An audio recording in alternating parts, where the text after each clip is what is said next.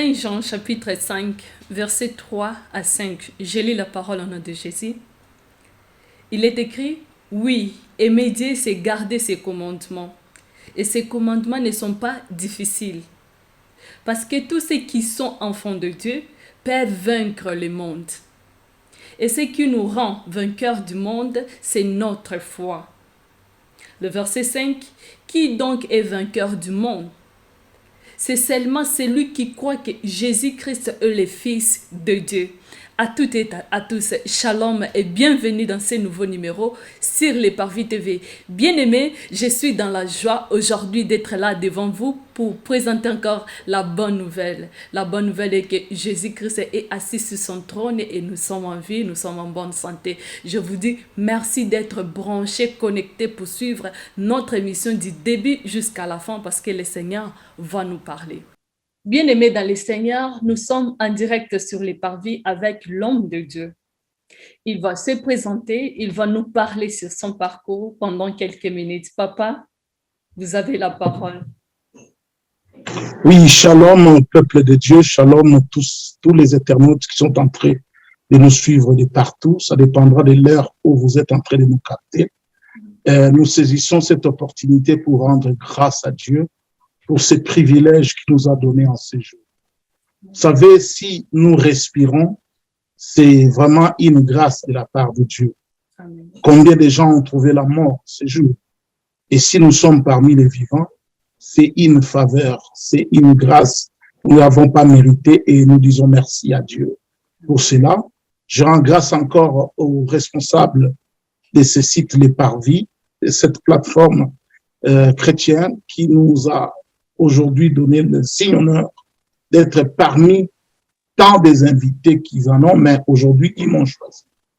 Et je saisis cette opportunité pour une fois encore me présenter. Et je n'aime pas beaucoup parler de moi-même. J'aime beaucoup parler de Dieu. J'aime beaucoup parler de la parole. Mais juste pour m'identifier, je réponds au nom de l'apôtre des réveils, L.G. Péniel. Je suis le président fondateur de la mission de l'évangile de la croix de Christ, le commandant second de l'église camp de Gilgal, parce que nous avons la vision de l'armée. Et notre Dieu, il s'appelle Yahweh Sabaoth, l'éternel Dieu des armées. Voilà pourquoi nous sommes les soldats de Jésus-Christ et nous travaillons dans cette optique-là. Je suis marié. Je vis ici actuellement en Suède, dans la ville de Stockholm. Et c'est à ce qui me concerne. Je ne sais pas s'il y a encore d'autres questions, mais j'appelle ça les protocoles. Je n'aime pas beaucoup m'attarder là-dessus. Merci. Oui, merci beaucoup. Mais papa, un peu de votre parcours dans la marche chrétienne. Comment vous avez, pour la première fois, accepté le Christ? Oui, au fait, ça c'est un long témoignage, mais je vais seulement écouter. Au fait, je suis de la rare génération que Dieu apparaît. Parce que moi, le Seigneur m'a apparu pendant que je m'apprêtais pour aller tuer quelqu'un dans ma vie. Et c'est là où Dieu m'a apparu. Et il m'a apparu et le lendemain matin, il m'a orienté auprès de mon père de la foi, l'archevêque Coutinho Fernando, de la mission mondiale Message de la communauté chrétienne armée de victoire. Je suis l'un des fils de l'archevêque Coutinho Fernando. Et j'ai un parcours avec le Seigneur. Ça fait pratiquement, aujourd'hui nous sommes en 2021, j'ai donné ma vie au Seigneur en 1986 et j'ai été consacré pour la toute première fois en 1996, 10 ans après, et j'ai travaillé dans le ministère pastoral et en 2000, j'étais consacré au ministère apostolique par mon père mentor, un Américain, Jonas Clark, qui réside à Florida, où j'ai été en 2016. Voilà un peu mon parcours. Et j'ai travaillé avec beaucoup de maîtres dans les ministères. Je dirais parce qu'à l'époque, Sonny Kafuta, c'était l'ami intime, le général Sonny Kafuta Rokpa, de mon père de la foi, et il venait chaque semaine dans notre église. Donc, je suis aussi les fils de Sonny Kafuta parce que c'était l'ami vraiment de mon père, et ils ont la même vision, armée de l'éternel, armée de victoire. Voilà pourquoi je suis issu de cette vision des généraux qui ont compris la vision de l'armée. Et aujourd'hui, je suis dans le Seigneur. Le Seigneur m'a apparu pendant que je dormais. Je m'apprêtais parce que l'histoire, c'est vraiment dramatique. Ok. J'avais un monsieur qui venait chez moi au pays à Kin. Et il fut un officier militaire de DSP de l'époque, la division spéciale présidentielle d'Isaïr à l'époque du maréchal défunt. Et ce monsieur, il avait toute ma confiance. Et je m'apprêtais pour aller en Afrique du Sud. C'est là où il m'avait volé tout mon argent. Et il est parti avec. Et c'est comme ça, comme je ne croyais pas, les évangélistes de Satan sont venus me proposer un marché, dit non, voilà, le monsieur t'a laissé par terre. Alors nous, comme on part à Brazzaville, on va t'introduire. Donc, on s'apprêtait pour traverser de l'autre côté à Brazzaville, en Puila, pour aller lui faire du mal parce qu'il avait abandonné sa culotte dans ma chambre. Et voilà cette même nuit-là, pendant que je m'apprêtais pour aller tuer quelqu'un, comme j'avais dit, il y a une lumière, un projecteur qui est apparu dans ma chambre et une voix. À l'époque, moi, je ne connaissais pas prier et j'étais un homme, j'étais un sportif et je ne donnais pas l'accès aux frères, aux gagnants d'âmes de venir me prêcher l'évangile. Mais j'avais seulement suivi un témoignage et j'avais un oncle paternel qui distribuait le Bible Gédéon bleu. Et c'est au travers de cette Bible Gédéon bleu qui est devenu comme mon fétiche. Parce que je marchais avec dans ma poche, je dormais avec entre les lits et l'oreiller, je le mettais, c'était ma protection en fait. Je lisais seulement les psaumes sans révélation, psaume 1 à 150. Les matins, les soirs, il n'y a personne qui m'a prêché l'évangile. Et j'avais seulement suivi un témoignage à qui il y a les passerelles qui étaient tombées sur les Fula, un camion de transport à Kin. Et ça tuait tout le monde, excepté un frère qui avait son Nouveau Testament bleu, là, de Gédéon dans sa poche. Et ce témoignage, vraiment, ça m'avait captivé. Et ça captivait mon attention. Et c'est comme ça. Pendant que j'ai vu cette lumière apparaître dans ma chambre, et j'ai entendu une voix qui m'appelait, qui lève-toi, prie. Et à 3 reprises, je ne savais pas prier. La prière de notre Père, c'était une récitation. Au fait, la prière, on doit t'enseigner, mais moi, je ne savais pas prier. Et c'est comme ça que j'ai entendu cette voix-là, et je me suis retrouvé à genoux à côté de mon lit. Et subitement, cette Bible-là, j'ai ce Nouveau Testament jusqu'à aujourd'hui. Je les garde jalousement.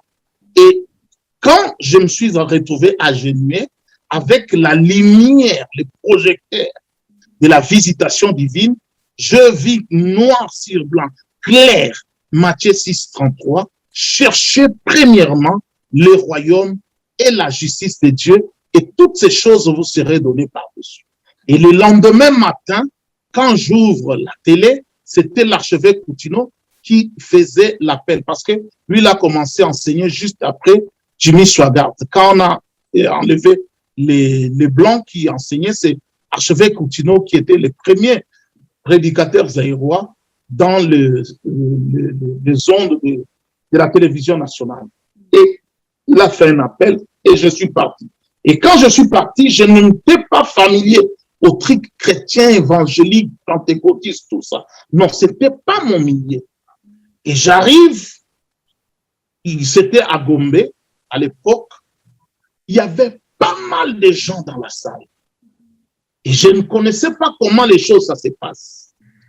Il a prié, il a prêché, il a fait appel aux gens, les gens sont venus. Et après, à un moment donné, il a remis le micro au modérateur. Mais il n'était même pas arrivé à sa place, il demande encore le micro, il a fait encore appel.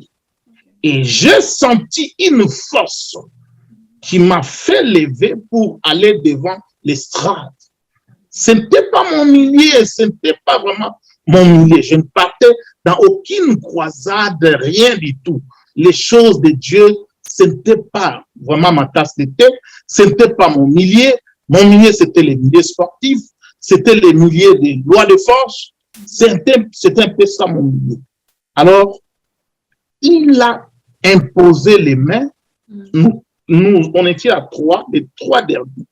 À un moment donné, il a pris le micro, il a dit, parmi les trois dernières personnes que j'ai imposé les mains, parmi les trois, il y a quelqu'un que j'ai imposé les mains, mais il y a cette personne a reçu une visitation divine. Et c'est comme ça que je me suis dit, waouh. Il a dit que cette personne se présente. J'ai soulevé ma main. Il m'a dit ceci. Demain, tu viens au bureau. Le bureau, c'était à Kassavo, sur l'avenue de l'enseignement, 17. Parce que c'était déjà tard. C'était tard et on devait clôturer les cultes, tout ça. Et le lendemain, je suis parti. C'est là, il m'a dit que Dieu t'a appelé au ministère de la prière.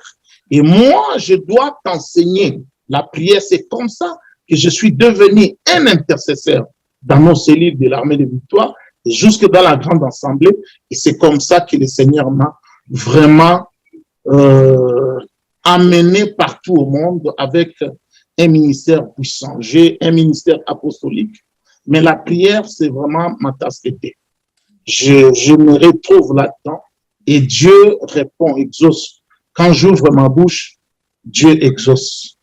C'est un peu ça à ce qui concerne mon petit témoignage, rien que j'essaie un peu de donner la synthèse pour gagner du temps. Merci. Bien-aimés dans le Seigneur, nous sommes dans la joie pour la première fois de recevoir l'homme de Dieu. Nous, on l'appelle Thomas Beniel. Il vient de se présenter, il vient de parler de son histoire, de son parcours avec le Christ. Mais aujourd'hui, le Seigneur l'a envoyé pour parler à quelqu'un, pour diriger, pour orienter quelqu'un. À travers ces messages, j'ai la foi. Je sais que notre Dieu est fidèle. Il va parler à deux personnes aujourd'hui. Le Seigneur l'a envoyé pour nous enseigner la parole sur les thèmes, le changement apporté par la nouvelle naissance. Papa, comment définir d'abord la nouvelle naissance? Oui, merci beaucoup pour la question. Dans ma façon de travailler, j'aime que la parole parle. Parce que il y a un texte phare, un texte standard. Quand on parle de la nouvelle naissance, rapidement, nous pouvons surfer nos Bibles. Prenez vos Bibles et puis lisons la parole de Dieu. Dans Jean, l'évangile de Jean, chapitre 3, je vais lire juste deux petits versets. C'est un long, vous pouvez lire 1 à 10, mais pour gagner du temps, on n'aura pas le temps de tout lire. Mais je donne quand même les références pour que les gens puissent comprendre que ce n'est pas moi, ce n'est pas la parole de ma famille, mais j'aime parler de la parole de Dieu. Voilà pourquoi j'aime l'homme de sinon à ma parole. La parole, c'est ça qui est Dieu. Et c'est la parole qui délivre, c'est la parole qui guérit, c'est la parole qui sauve, c'est la parole qui a créé ce monde. Lisons la parole de Dieu. Jean chapitre 3, verset 3. Jésus lui répondit, en vérité, je te le dis, si un homme n'est né de nouveau, il ne peut voir le royaume de Dieu. Je lis le verset 5. Jésus répondit, en vérité, je te le dis, si un homme n'est né d'eau et d'esprit, il ne peut entrer dans le royaume de Dieu. C'est la parole de Dieu. Amen. Alors, pour répondre à la question de la servante de Dieu, le terme nouvelle naissance, ou comme nos frères anglophones, parce que je travaille aussi dans les milieux anglophones, ils aiment dire born again en anglais, littéralement né de nouveau, parce que c'est un vocable qui est devenu aujourd'hui rare. Aujourd'hui, on nous parle plus de démons, de délivrance, mais quand nous avons cru à cette époque-là, c'était vraiment notre leitmotiv dans la foi chrétienne, être né de nouveau. Alors, aujourd'hui, c'est rare, je bénis le Seigneur pour cet enseignement. Ou encore régénérer. C'est une expression principalement utilisée par les chrétiens évangéliques. Parce que ce sont les évangéliques qui aiment utiliser cette expression.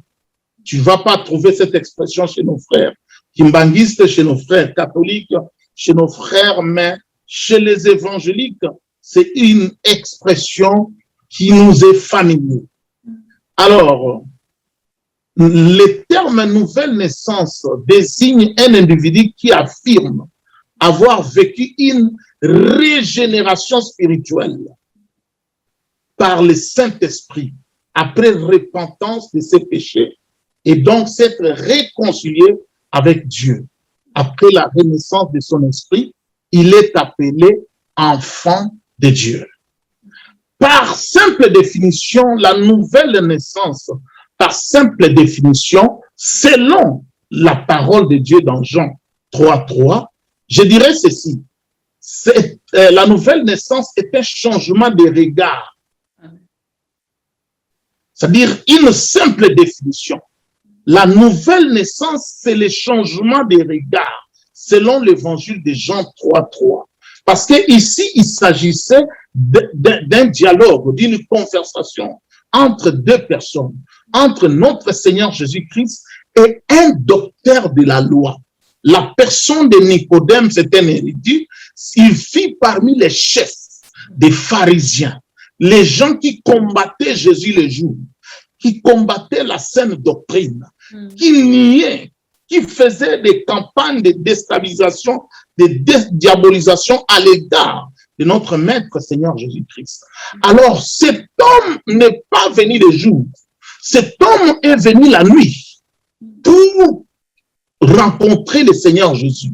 Et Jésus étant l'homme, Jésus étant Dieu, Jésus qui connaît les cœurs et les reins, il connaît les pensées, il connaît l'homme, Jésus, il a observé tout d'abord le comportement de ces docteurs de la loi qui les régnaient les jours, qui les vilipendaient, qui les vociféraient, qui les diabolisaient les jours, qui disaient aux gens qui faisaient des faux témoignages comme quoi il ne faut pas suivre cette nouvelle doctrine, c'est une fausse doctrine.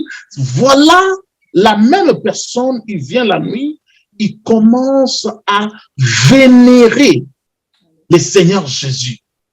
Il dit, oh maître, il l'appelle maître, mais jamais il a appelé Jésus maître le jour. Que personne ne peut faire ce que Dieu est en train de faire s'il ne vient de Dieu. Il lui a appelé Rabouni. Mais Jésus, comme il ne tient pas compte des compliments, j'ouvre une parenthèse. Chers frères et sœurs en Christ, enfants de Dieu, vous qui êtes en train de me suivre, disciples de Jésus-Christ, soldats de Jésus-Christ, ambassadeurs de Jésus-Christ, vous devez faire beaucoup d'attention aux éloges. Les gens qui viennent vous donner des éloges, c'est juste pour tromper votre vigilance. C'est les mêmes personnes qui vont vous combattre qui ça ne va pas. Quand ça ne va pas, parce que la vie chrétienne, c'est les hauts et les bas. Alors, les mêmes gens qui vous ont parce que j'ai un parcours. J'ai plus de 25 ans dans le ministère, 21 ans dans le ministère apostolique, et puis plus 10 dans le ministère. Donc, je connais ce qu'on appelle les ministères. Je connais ce qui se passe dans nos milieux chrétiens. Je suis du milieu.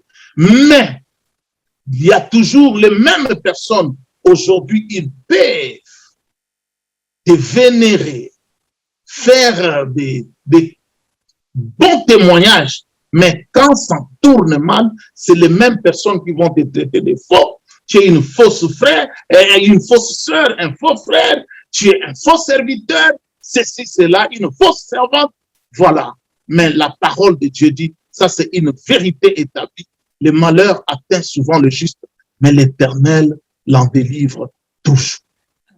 Et la preuve en est que Jésus a tout fait, mais quand le temps est venu, ce peuple-là qu'il a fait manger, il a guéri, il a délivré, l'ont renié pour qu'on puisse relaxer un meurtrier à la place, et Jésus devait être crucifié. Et tous, ils ont dit crucifiez-le. Alors, s'ils ont fait cela au bois vert qui était Jésus, à combien plus forte raison à nous qui sommes les bois secs. Voilà, Jésus connaissait l'homme. Il connaissait la pensée de l'homme. Il connaissait l'hypocrisie chrétienne parce que Nicodème, le pharisianisme, en d'autres termes, c'est ce que nous vivons aujourd'hui, l'hypocrisie chrétienne. Donc les gens sont tellement hypocrites. Ils ne sont pas vrais. Ils sont vrais avec toi, devant toi. Quand ils tournent le dos, c'est fini. Ils changent de langage. Et Jésus a vu que voilà la personne qui me vilipendait le jour. Il avait commis une erreur. Mais c'était bien parce que Nicodème devait changer les regards. Quand il est venu, Jésus lui a dit, en vérité, je vais ouvrir une parenthèse parce que je suis un apôtre, un enseignant de la parole. En vérité, je te le dis, c'est la nouvelle formule de la prophétie. Et quand les prophètes viennent nous bombarder, ainsi dit l'Éternel, nulle part dans la nouvelle alliance, aucun apôtre a utilisé cette formule, ainsi dit l'Éternel. Jésus n'a pas utilisé cette formule. Jésus nous a apporté la nouvelle alliance et la formule de la nouvelle alliance, c'est en vérité, je vous l'ai dit. Donc, moi, quand je vois un prophète qui vient, ainsi dit l'Éternel, je vois que ce prophète est déconnecté de la réalité spirituelle. Parce que nous devons comprendre les dispensations. Nous ne sommes plus à la dispensation de Moïse. La parole dit que Moïse nous a apporté la loi, mais Jésus nous a apporté la grâce et la vérité. Donc nous sommes dans la dispensation de la grâce, nous sommes dans la dispensation de la vérité et la vérité. Pourquoi ces mêmes prophètes, la plupart, ils connaissent bien la formule, mais ils n'utilisent pas parce qu'ils savent que tout ce qu'ils sont en train de dire, ce sont des mensonges. Alors, comme ce sont des mensonges, ils ne peuvent pas venir dire la vérité parce que la vérité, tout d'abord, c'est Jésus. Voilà pourquoi je suis en train d'ouvrir certaines parenthèses parce que c'est très important. Parfois, à l'église, on n'a pas le temps, on a une prédication de 45 minutes, on ne peut pas un thème. Mais ici, c'est une émission. Voilà pourquoi je saisis cette opportunité pour essayer un peu d'éclairer la lanterne tous, comme la parole dit que nous tous nous connaissons en partie. Alors, souffrez que le peu que moi je connais, je puisse transmettre ça à tous ceux qui sont en train de suivre. Donc, la nouvelle naissance, c'est un changement de regard, un changement de cap, une forme de catharsis qui signifie purification, un examen personnel de conscience, une purge de notre personne intérieure qui nous conduit à une remise en cause de nos acquis. Voilà une définition simple. Jésus et Nicodème se séparent dans cette scène et puis 2 fois de suite, toujours dans l'évangile de Jean, vous allez voir que Nicodème réapparaît maintenant avec un regard nouveau. Quand on arrête Jésus, une nouvelle façon de considérer Christ. Dans Jean 7, 50 à 52, Nicodème intervient cette fois-ci publiquement. Nicodème qui était un docteur de la loi, qui régnait Jésus, mais comme la nouvelle naissance, c'est le changement de regard. Il a changé son regard vis-à-vis du Maître, vis-à-vis du Christ. Voilà pourquoi il n'avait plus honte de Christ. Donc, la nouvelle naissance, c'est une chose basique pour un enfant de Dieu. C'est en principe la première chose que l'on nous enseigne. Car la nouvelle naissance est ce qui nous donne l'accès à la vie éternelle avec Dieu dans son royaume pour l'éternité. Juste en grosso modo, c'est ce que je voulais donner quelques définitions pratiques à ce qui concerne la nouvelle naissance. Amen. Bien-aimés dans le Seigneur, nous sommes sur les Parvis TV avec l'homme de Dieu, l'apôtre Peignel. Mais papa, nous parlons de la nouvelle naissance. Si nous parlons de la nouvelle naissance, c'est qu'il y a eu l'ancienne naissance. Mais comment définir aussi l'ancienne? Oui, au fait, à ce qui concerne la naissance, bon, on ne dira même pas l'ancienne, mais ici, j'ai épinglé des versets dans mon introduction. Voilà pourquoi j'aime que la parole. J'ai été très prudent parce que ici, c'est Jésus qui parle. Amen. Et j'aime toujours paraphraser les textes de Jésus. Parce que là, c'est Jésus qui est le meilleur enseignant par excellence. C'est lui qui est Dieu. Nous croyons, nous sommes ses disciples. Nous voilà pourquoi Jésus répondit, en vérité, je te l'ai dit, si un homme n'est né d'eau et d'esprit, il ne peut entrer dans le royaume de Dieu. Or, vous allez voir dans cette conversation entre Jésus et Nicodème, Nicodème, ce n'était pas n'importe qui. Nicodème, ce n'était pas une tierce personne. Nicodème, c'était un érudit.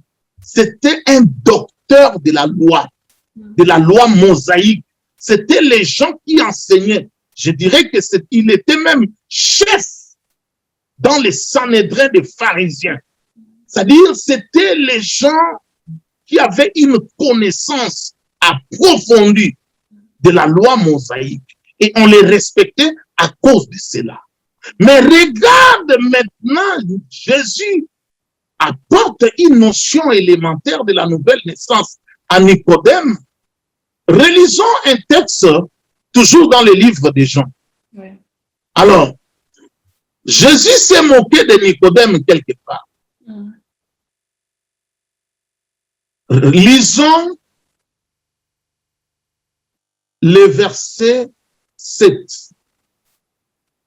Jésus dit, ne t'étonne pas, Jean 3, 7,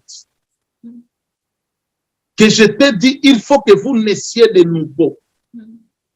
Le vent souffle où il veut et tu entends le bruit, mais tu ne sais d'où il vient ni où il va. Il en est ainsi de tout homme qui est né de l'esprit. Nicodème lui dit, comment cela peut-il se faire? Jésus lui répondit au verset 10. C'est là où je dis, Jésus s'est moqué de Nicodème. Il dit, tu es le docteur d'Israël. Jésus paraphrase au verset 10. Jean 3, 10, il dit, tu es le docteur d'Israël et tu ne sais pas ces choses. En vérité, 11. En vérité, je te le dis, nous disons que ce que nous savons et nous rendons témoignage à ce que nous avons vu et vous ne recevez pas notre témoignage. Voilà, c'est ce que Jésus voulait dire. Parce que la naissance qu'on appelle nouvelle, pourquoi? Parce qu'il y a une naissance physique, une naissance naturelle, une naissance biologique. C'est-à-dire, une femme qui accouche en couple avec un homme, il reçoit la sémence d'un homme et pendant ces périodes, elle conçoit la grossesse, le jeune embryon se développe jusqu'à 9 mois et l'enfant sort dans le ventre de sa mère. Voilà la naissance physique. Mais or, c'est cette naissance-là, ce n'est pas la naissance que Jésus nous interpelle, nous exige. Il nous appelle la naissance de l'esprit. Voilà pourquoi au verset 8, il a dit, la deuxième 8b, il a dit, il en est ainsi de tout homme qui est né de l'esprit. Parce que le verset 5, c'est qui est né. Il y a la naître. Quand on parle de la nouvelle naissance, il y a deux volets. Il y a naître d'eau et d'esprit. Donc, c'est très important, ces choses-là. Donc, la première naissance, la naissance physique, c'est rien. Alors, pour voir Dieu, il faut naître de nouveau.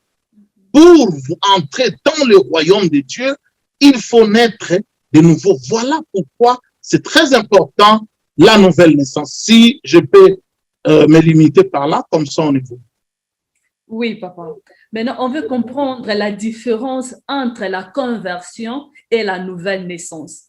Parce qu'il y a beaucoup de personnes aujourd'hui qui disent moi je suis chrétien, moi je suis de la conversion chrétienne, j'ai accepté Christ. Mais parfois on ne comprend pas réellement la différence entre la conversion et la nouvelle naissance. Oui, merci beaucoup, merci vraiment pour cette question. Je vais essayer de commencer par la conversion. J'aimerais que vous puissiez me suivre avec une attention soutenue.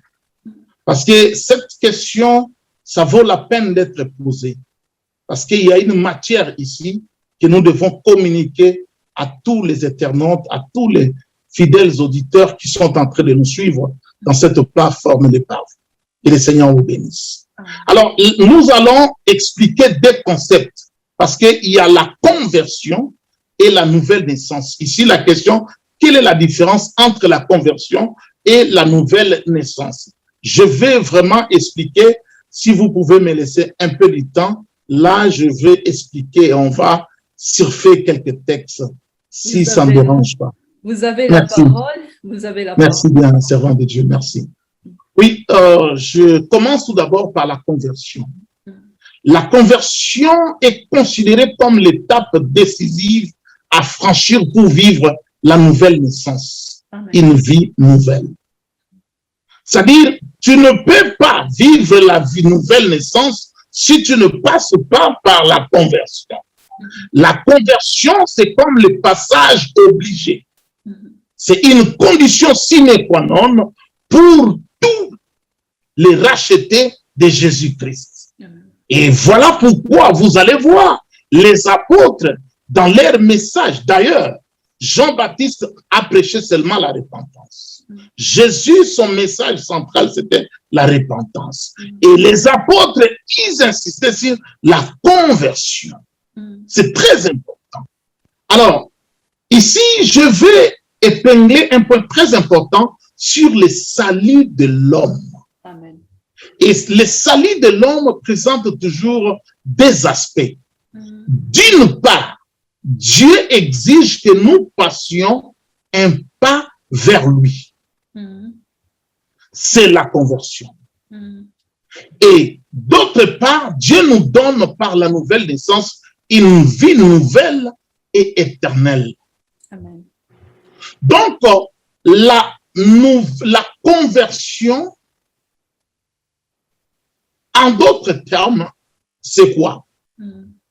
C'est le fait de se tourner, de faire un demi-tour vers Dieu. C'est ça la conversion. C'est détourner d'eux. Quand tu te détournes d'eux, pourquoi? Lisons un texte dans Actes,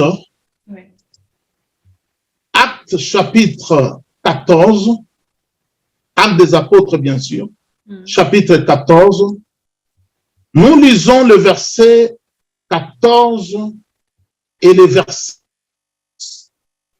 Les apôtres Barnabas et Paul, ayant appris cela, déchirèrent leurs vêtements et se précipitèrent au milieu de la foule en s'écriant, ô homme, pourquoi agissez-vous de la sorte?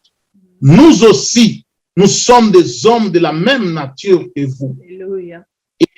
Vous apportant une bonne nouvelle, nous vous exhortons à renoncer à ces choses vaines pour vous tourner vers le Dieu vivant qui a fait le ciel, la terre, la mer et tout ce qui s'y trouve.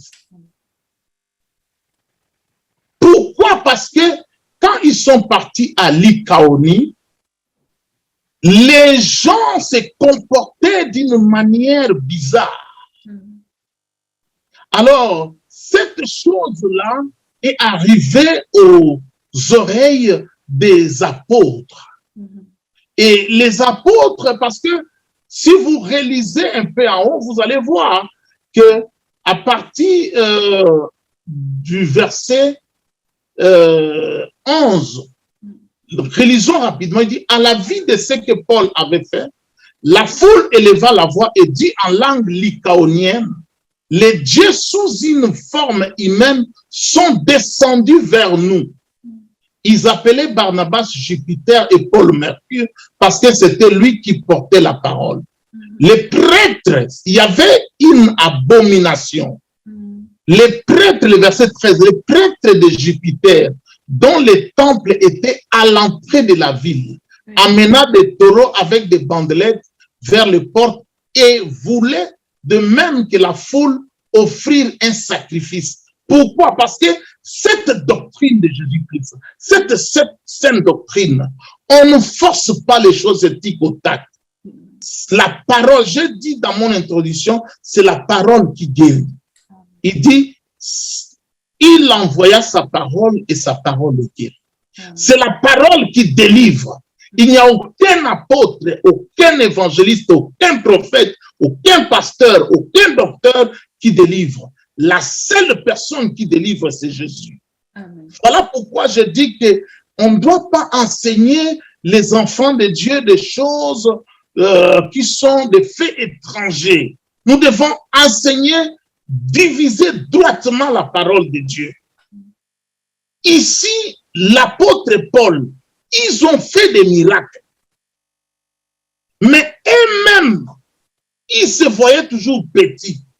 Voilà pourquoi il a dit, nous sommes des hommes de la même nature que vous. Et tout ce qu'il demandait aux Lycaoniens, c'est de se tourner vers le Dieu vivant.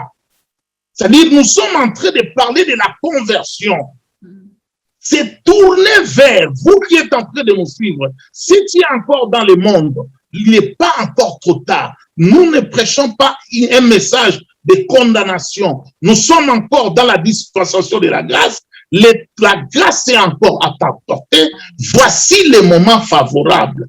Voici les temps favorables où tu dois encore se tourner vers Dieu.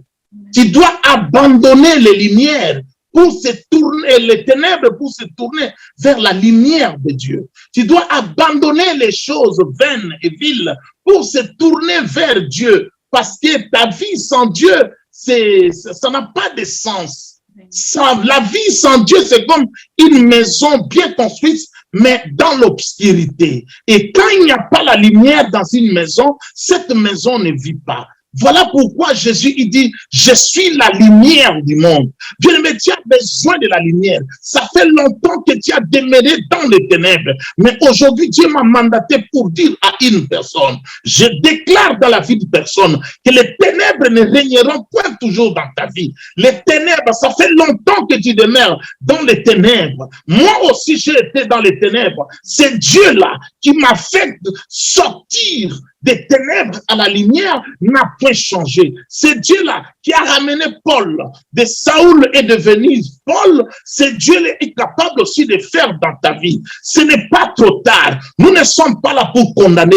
Le Dieu que moi je vous prêche, c'est un Dieu de prostituées, c'est un Dieu de brigands, c'est un Dieu de meurtriers, c'est un Dieu de rejetés, c'est un Dieu des gens déconsidéré, tu n'as pas de considération, tu n'as pas de valeur, mais Dieu, aux yeux de Dieu, tu as de valeur, tu as un prix. Jésus-Christ est venu payer le prix à cause de toi, même si tu es dans une situation délicate. Mais moi, je te dis aujourd'hui qu'il y a quoi que toi, tu puisses changer seulement, faire seulement ce mouvement, parce qu'il y a la part de l'homme et il y a aussi la part de Dieu. Et la part de l'homme, c'est ça que nous appelons la conversion. C'est très important ici. Je suis en train toujours de descendre. La conversion est l'expression dans le Nouveau Testament, se réfère à deux mots ici du grec qui signifient, comme j'avais dit, faire demi-tour ou se détourner de, changer la manière de penser,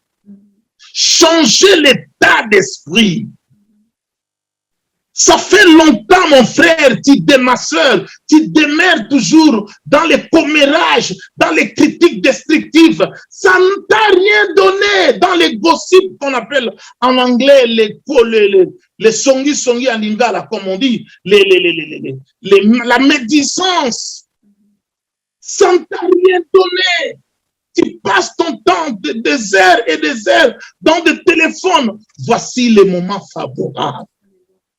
Change un peu ta façon de penser, change ton état d'esprit. C'est très important. C'est ça la conversion.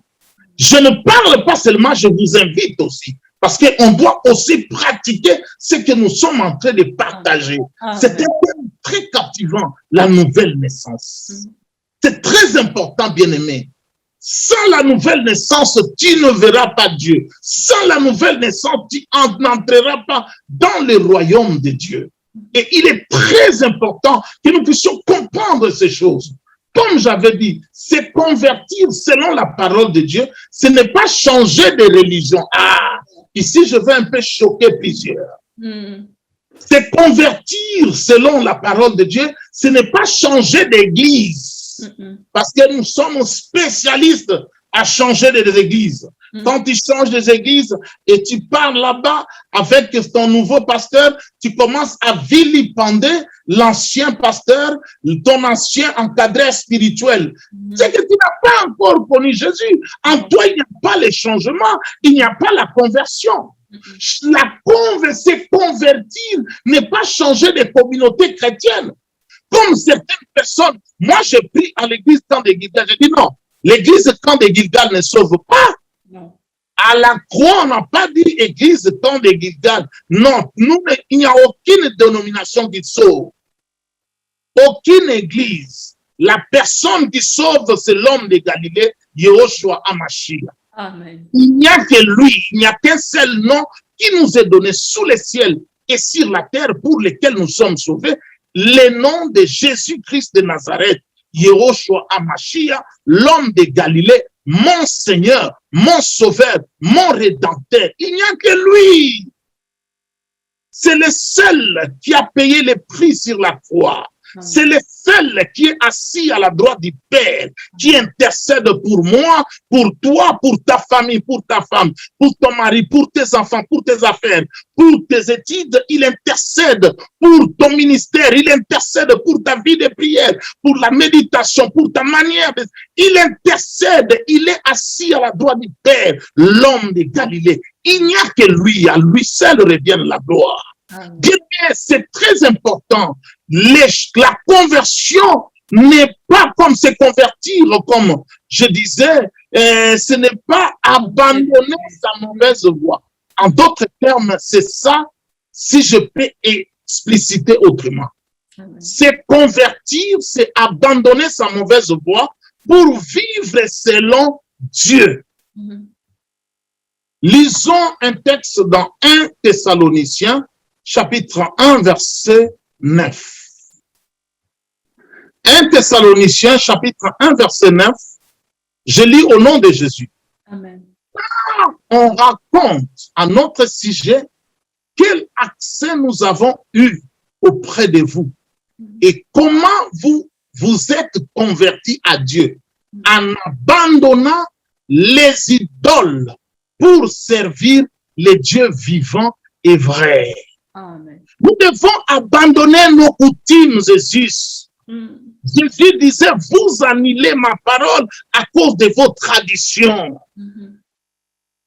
Il y a certains dans nos milieux, surtout nous les Batamangala, ils disent que nous sommes des bokokistes. Que Dieu nous aide. Le Dieu de noix, Dieu est esprit. L'esprit n'a pas une race, l'esprit n'a pas une couleur. Comment vous pouvez dire le Dieu de noir? Et si moi je vous dis que le Dieu que nous servons, ce Dieu-là a fait que tous les grands qui sont dans l'histoire de la Bible, ils ont émigré en Afrique.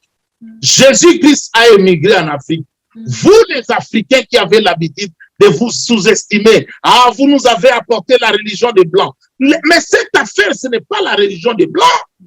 Parce que la personne qui a enseigné Moïse, qui a écrit les 5 premiers livres de la Bible, qu'on appelle les Pentateuques, c'est une femme. Cette femme, son père, c'était le sacrificateur Madian. Les Madianites, c'est l'Éthiopie actuelle.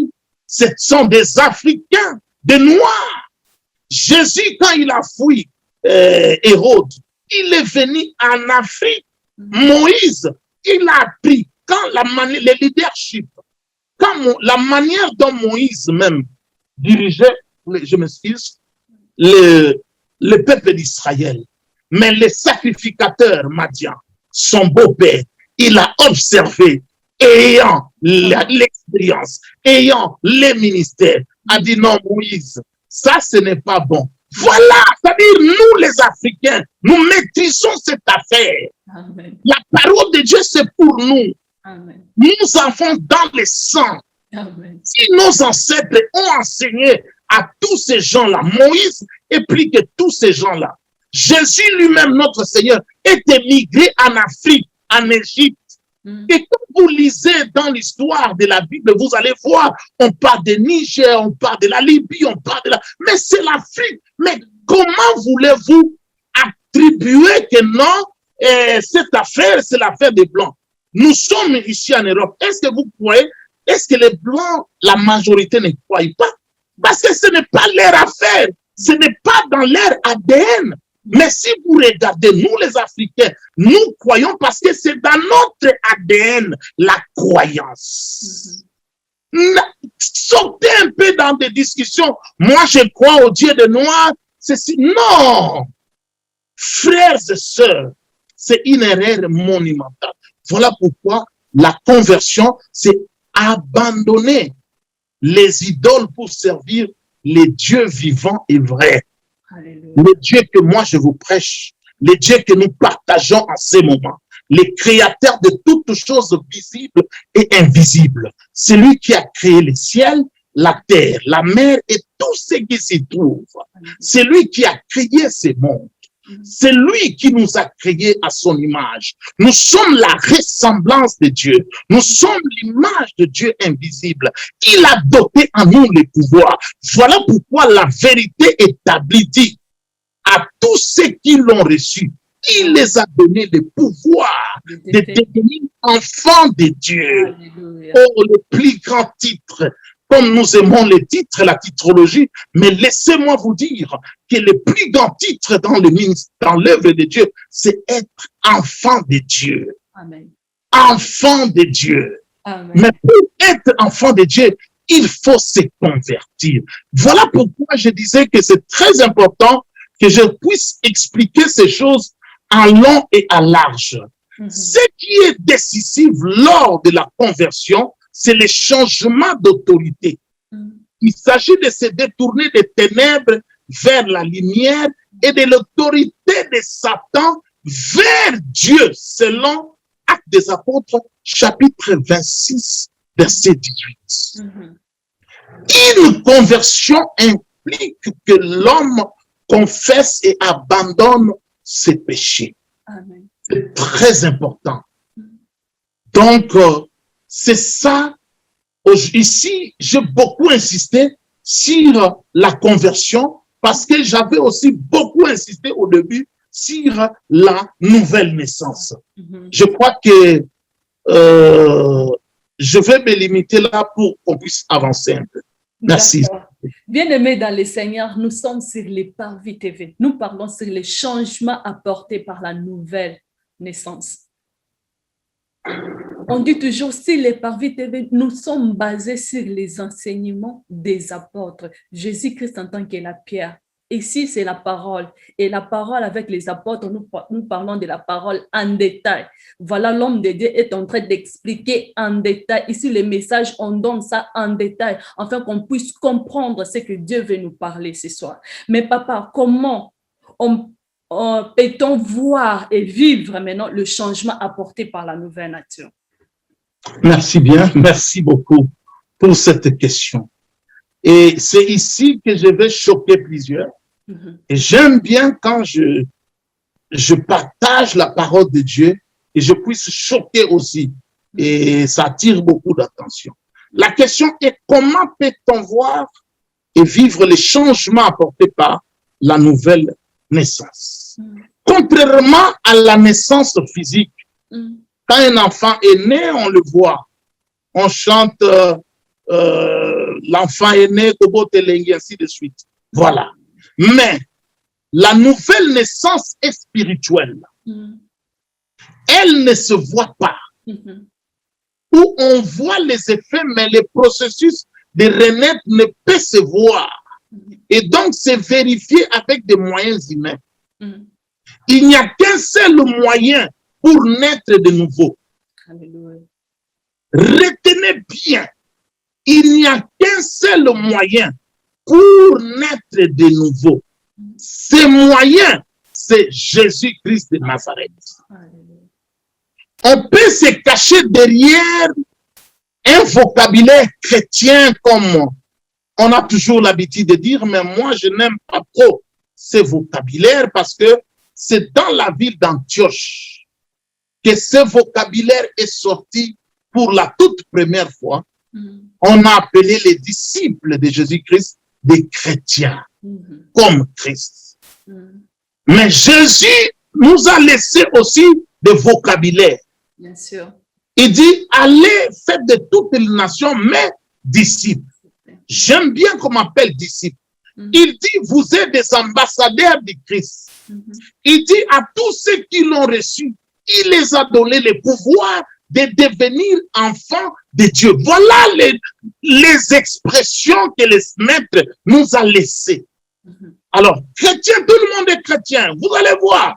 Voilà pourquoi je n'aime pas trop ce vocabulaire des chrétiens.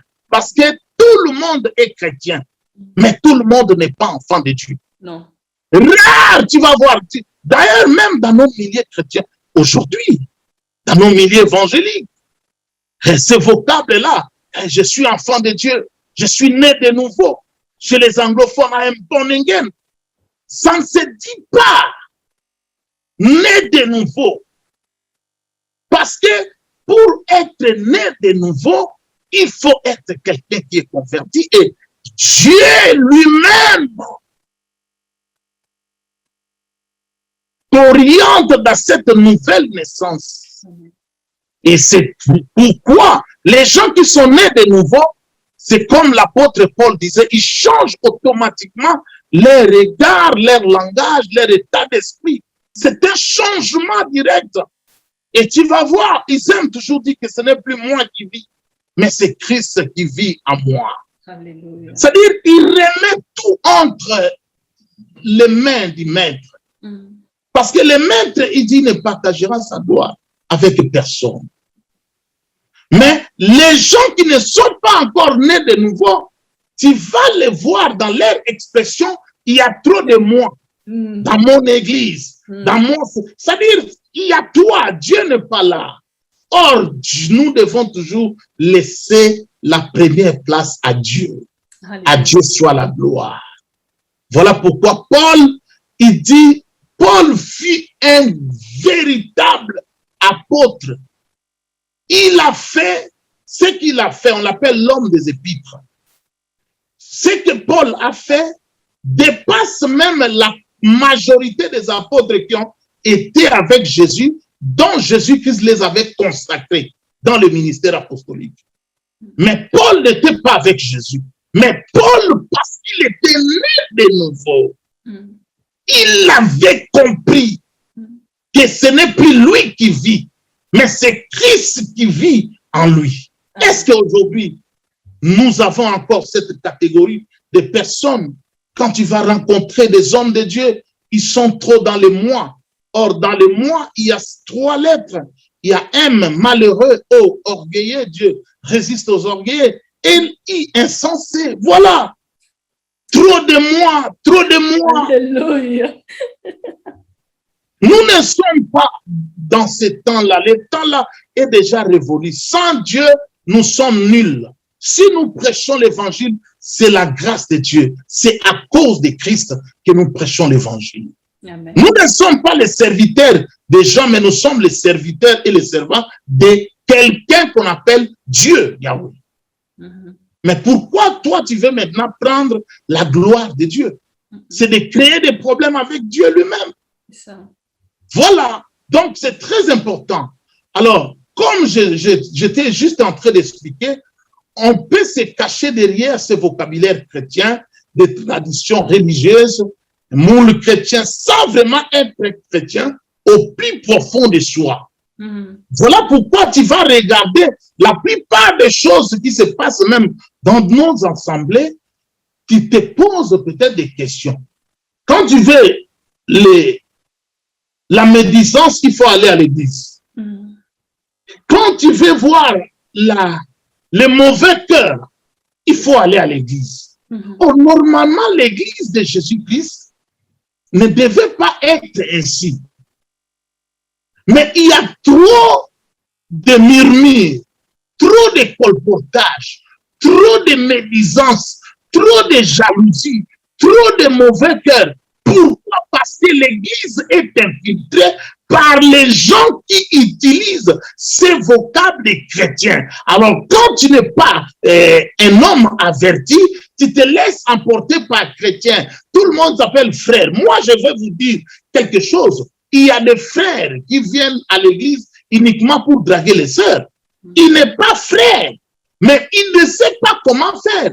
Il s'infiltre comme frère uniquement pour draguer la sœur. Et dès qu'il réussit à faire tomber la sœur, c'est la première personne. Ah, vos sœurs là, vos sœurs en crise, ceci, cela. Voilà. Il y a aussi des sœurs qui viennent à l'église uniquement pour chercher le mariage. Il a cherché, il a exposé son corps, sa nudité dans les réseaux sociaux. Il a porté les midis de minuit au cœur. Donc, il a laissé ses seins dehors à moitié nus. Il a son corps presque à moitié nu. Tout le monde connaît son corps, même les parties les plus intimes. Parce que même dans ses photos, dans son mur, dans ses statuts, dans ses publications, dans Instagram, WhatsApp, Facebook, tu vas voir même ces photos, tout est exposé. Mais malgré cette exposition du corps, elle n'a pas trouvé le mariage. Qu'est-ce qu'il va faire? Maintenant, il va basculer du côté de l'église. Il vient comme un infiltré. L'église est infiltrée. Mes frères et sœurs, nous qui sommes à l'église, nous devons faire beaucoup d'attention. La parole de Dieu déclare, n'ajoutez pas foi à tout esprit. Tous ceux qui viennent à l'église ne sont pas des vrais frères ou des vraies sœurs. Il y a des fausses sœurs et il y a aussi des faux frères. Il y a des infiltrés. Voilà pourquoi nous mettons un accent particulier sur la nouvelle naissance. Parce que la nouvelle naissance fera de toi un vrai frère. Mais si tu n'es pas né de nouveau, si tu n'es pas converti, si tu n'as pas encore fait demi-tour, tu viens à l'église avec l'esprit de compétitivité, avec l'esprit de rivalité, avec l'esprit de matuvie. Tu viens à l'église, tu ne veux pas s'humilier. Dans l'œuvre de Dieu, l'humilité, c'est une règle d'or. La parole de Dieu déclare, l'humilité précède la gloire. Tu n'es pas humble, tu arrives à l'église, le protocole te présente une place. Non, tu simplifies les protocoles, tu les regardes avec un regard dédain. Il y a même ceux qui, en plein culte, ils commencent à se quereller avec les protocoles. L'église, c'est le lieu de culte, c'est la maison de prière. Ce n'est pas un lieu de venir se faire voir. Certains viennent à l'église pour voir parce qu'actuellement il n'y a plus des activités, comme il n'y a plus de concerts un peu partout, il change un peu sa garde-robe, il vient à l'église pour voir, il vient en retard, il vient, et s'il veut donner les offrandes, il sort un gros billet et il met ça à la portée de tout le monde. Non, frère, nous n'avons pas besoin de cela. Les gens qui sont nés de nouveau, nous servons un Dieu de secret. Notre Dieu, c'est un Dieu de discrétion. Nous n'avons pas besoin de se faire voir. C'est très important parce que c'est ça ce qui est très dangereux à ce qui concerne la nouvelle naissance. C'est très dangereux. Amen. Bien-aimés dans les Seigneurs, nous sommes en direct sur les Parvis TV. Nous parlons sur les changements apportés par la nouvelle naissance. Bien-aimés, nous tendons déjà vers la fin. Mais on a parlé ici sur la nouvelle naissance. L'homme de Dieu a expliqué du début jusqu'à la fin. Si tu viens juste d'entrer là maintenant, reprends encore, tu vas voir comment l'homme de Dieu a expliqué en détail tout ce qu'on a parlé ici. Il nous a montré c'est quoi la nouvelle naissance. Il nous a parlé la différence entre la conversion et la nouvelle naissance. Il nous a parlé l'importance même, parce qu'il a dit que l'importance de la conversion, c'est pour voir Dieu, c'est ça. Là, il a donné juste une réponse claire. Bien-aimé, il a parlé de tout. Pour comprendre ces messages, je t'invite, mon frère, partage avec les autres. Ça sera une bonne chose. Mais moi, je te demande aussi une chose. Tournons-nous nos regards vers le Christ. Parce que abandonnons nos péchés, abandonnons nos habitudes. Laissons tout ça, tournons vers le Christ. Parce que lui, il a dit dans sa parole, dans le livre de Jean, il a dit, si vous demeurez en moi et que ma parole demeure en vous, demandez tout. La Bible dit tout, et dans tout, il n'y a rien, il y a tout à l'intérieur. Alors, l'homme de Dieu, nous sommes vers la fin de notre émission. Je vous invite, je vous demande juste d'inviter. Il y a d'autres personnes qui viennent, peut-être c'est la première fois d'écouter le message sur la conversion. Oui, tout à fait. Je vais juste, parce que comme j'avais prévu, je vais juste donner une petite explication sur la nouvelle naissance. Comme ça, je vais conclure et je vais faire l'appel, si vous le permettez. La nouvelle naissance n'est pas un ravalement de façade. La nouvelle naissance n'est pas se déguiser pour ressembler à un chrétien, mais c'est un changement radical de notre intérieur. La parole de Dieu déclare, le cœur de l'homme est tortué par-dessus tout. Qui peut le connaître? Mais laissez-moi vous dire que Dieu n'a pas besoin de ta beauté. Dieu n'a pas besoin de ton gabarit. Dieu n'a pas besoin de ta taille. Dieu n'a pas besoin de ton statut financier. Dieu n'a pas besoin de ton statut immobilier. Dieu n'a pas besoin de ton statut automobile. Mais Dieu a besoin de ton cœur. C'est la seule chose que Dieu en a besoin en toi, c'est ton cœur. Oh bien-aimé, laisse que ton cœur puisse se tourner vers Dieu. Dans ton cœur, il y a ton cœur, c'est comme je m'adresse à une personne pendant que je suis en train de parler. Je m'adresse à une personne parce que dans le fort intérieur, dans le cœur de cette personne, c'est comme la prison. Il a des cellules là où il ne veut pas pardonner. Telle personne t'a fait du mal, telle personne t'avait désobéi, telle personne t'a trahi et ton cœur est devenu comme une cellule de prison. Qu'il ne soit pas ainsi, bien-aimé. Qu'il ne soit pas ainsi. Laisse que Dieu puisse avoir la place dans ton cœur. Pendant que tu es en train d'écouter cette parole, sache que Dieu est en train de te parler. La nouvelle naissance ou la régénération, c'est la communication de la vie divine à l'âme humaine. Bien aimé, l'abandon du péché est scellé par un retour vers Dieu. Une prière à Dieu telle que Seigneur Jésus, je vais t'appartenir. Entre dès maintenant dans ma vie, n'est pas une formule magique récitée, mais constitue le début d'une nouvelle vie. Même si la conversion est une décision que l'homme doit prendre, elle est toujours un don et une grâce de Dieu. La conversion appelle toujours la réponse divine de la part de Dieu au salut. C'est cela la nouvelle naissance. La nouvelle naissance, c'est un changement complet dans la vie de l'homme qui n'a lieu qu'une fois. Il en résulte un nouveau commencement qui amène un changement visible des comportements moraux. Oh, Dieu a besoin de voir quelqu'un qui va prendre une décision aujourd'hui. Quelqu'un qui veut vraiment, après avoir écouté cet enseignement, il prend une décision. Laissez-moi vous dire, la vie est faite de choix et de décisions. Alors, prends une décision maintenant. Prends une décision dans ta vie. Tu vas faire cette courte prière avec moi. Cette courte prière aura un impact terrible dans le monde spirituel. Tu vas faire cette prière. Tu vas déclarer, Seigneur Jésus, je veux t'appartenir.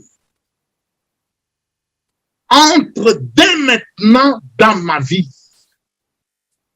Seigneur, pardonne mes péchés.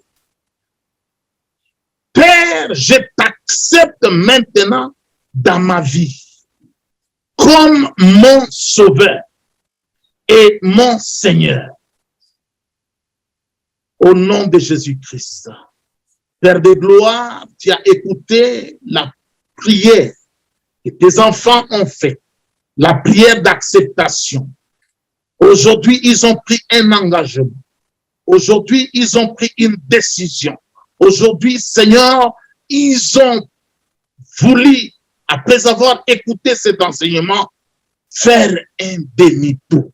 Se détourner de la mauvaise voie. Se détourner de l'autorité de Satan pour aller vers Dieu. Pour basculer vers l'autorité divine.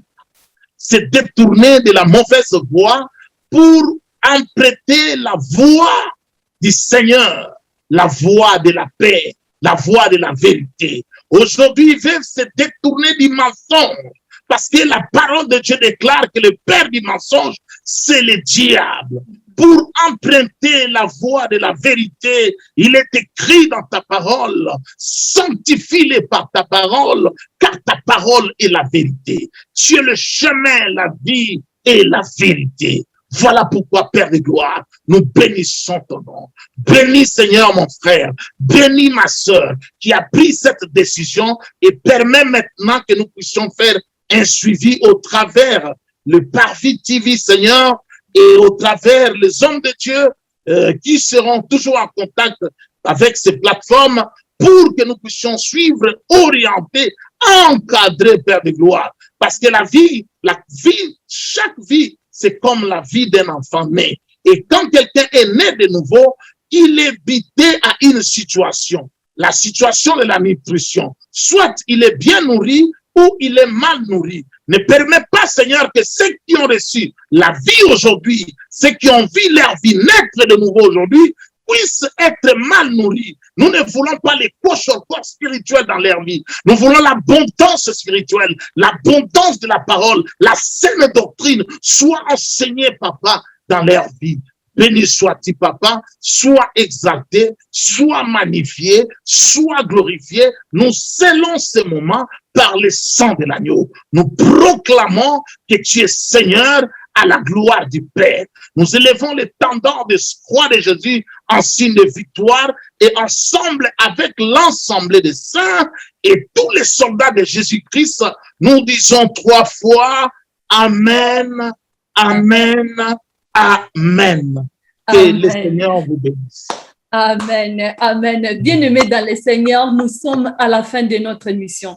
Là, c'est l'apôtre Peniel. Il est précisément ici en Suède, à Stockholm. Donc, si tu as besoin de l'apôtre Peniel, s'il vous plaît, passez juste sur le Facebook et si tu écris le nom Thomas Peniel, directement, il est là.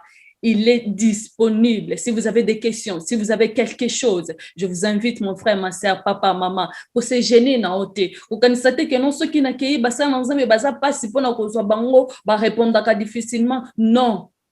Nzambe mission pesa bango ezaka po bayoka ezaka po basala parce que baza wana pona yango. Alors si tu as besoin de prière, si tu as besoin de quelque chose, des enseignements, aza apôtre musala ne yango wana pona oteya pour enseigner la bonne nouvelle. Donc si tu n'as pas si on peut comprendre les sous si vous avez encore des questions, posez-les. Ngai na ko bengisa les sous na ko yebise que papa, il y a encore des gens baza na besoin baroyoka akoya ako expliquer. Alors ne te gêne pas. Passe sur le Facebook Thomas Peniel au commun directement ba coordonner nous sur zawana ce qu'on a besoin musala nzambe. Pour moi, je vous dis merci beaucoup parce que vous étiez là, vous avez suivi cette prédication. Parce qu'aujourd'hui le Seigneur a voulu nous parler et il a parlé. Et je sais juste une chose, que le Saint-Esprit est en train d'opérer les miracles. Parce que l'homme de Dieu a déclaré ici, si tu fais juste si tu te tournes seulement aujourd'hui même, si tu invites Jésus dans ta vie, et Jésus va opérer. Mon frère, ma soeur, n'attends pas demain. Non, c'est aujourd'hui. Prends juste une décision parce que le Seigneur te regarde. Il a parlé. Il a parlé. Et moi, je vous dis au revoir et on se voit prochainement. Bye, bye. Bye, bye.